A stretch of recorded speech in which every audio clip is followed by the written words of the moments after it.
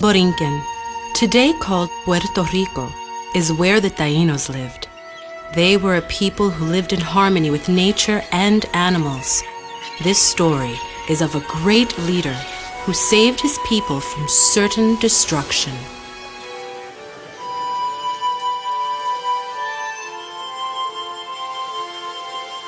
Chief Coqui had been sleeping when the rays of the sun began to interrupt his dreams.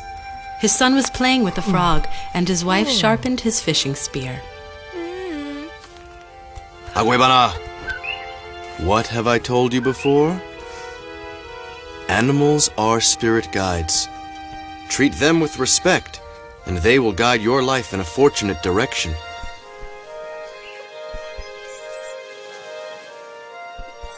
Coqui, your spear is ready.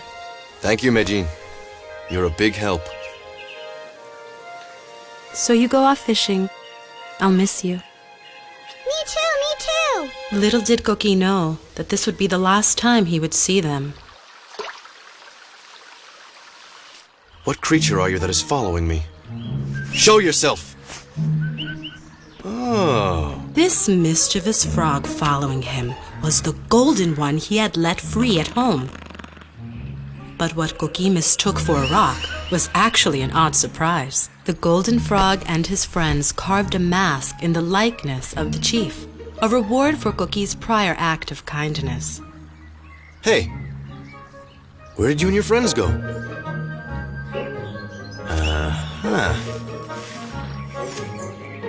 Over the bush, Coqui was startled to see a red streak across the sky. It was Ignacio, king of all the animals. Coqui! Over here! I have a message for you. As the parrot king flapped his wings, Coqui was immersed in a vision. Strangers would be coming to the island. At first glance, the chief thought the strangers to be gods, with their shiny skins and spears.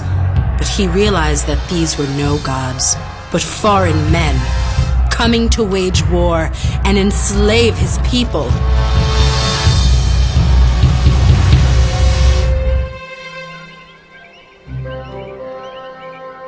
Ignacio told Coqui that he had only until the rising of the sun to save his people. Then I have very little time. Where has your message come from? This message comes from neighboring villages that failed to defeat these strangers, so using force will not save you. Can you not help us fight the foreigners? Aren't they a threat to you also? Animals cannot intervene in man's fate directly. But remember this, all rules can be bent. My enemies are stronger and faster. But I must still try to reach my people.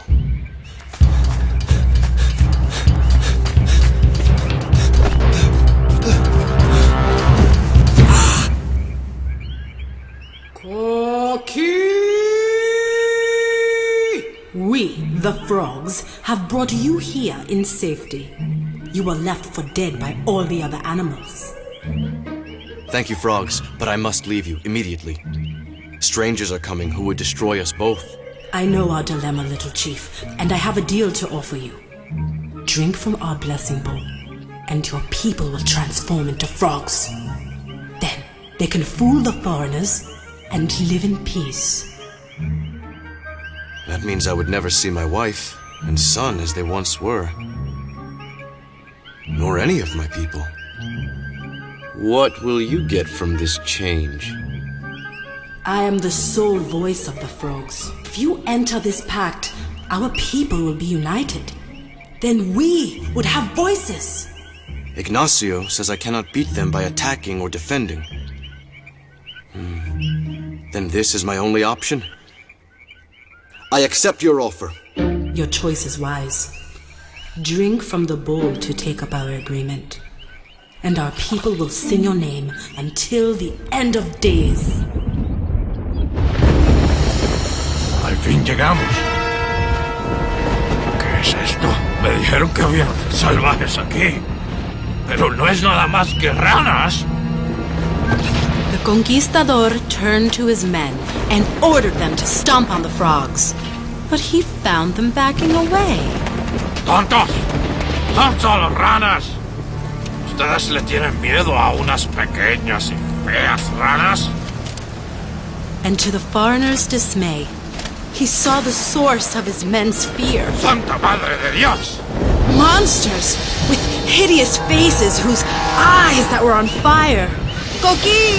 Coqui! They yelled over and over again.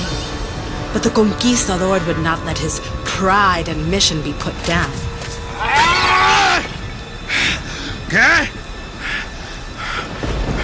¡Estos no son monstruos! ¡Son más que ranas con máscaras! ¡Ah!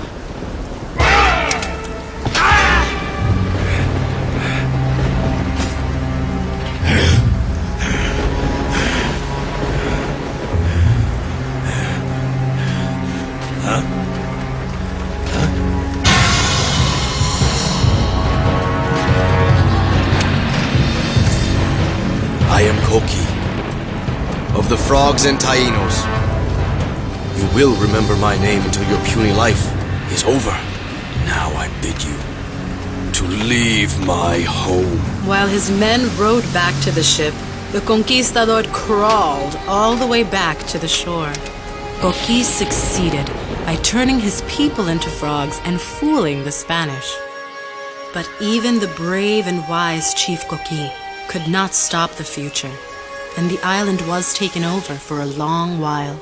It is said that even today, you can still hear the voices of the frogs praising the chief's name on the beautiful island of Puerto Rico.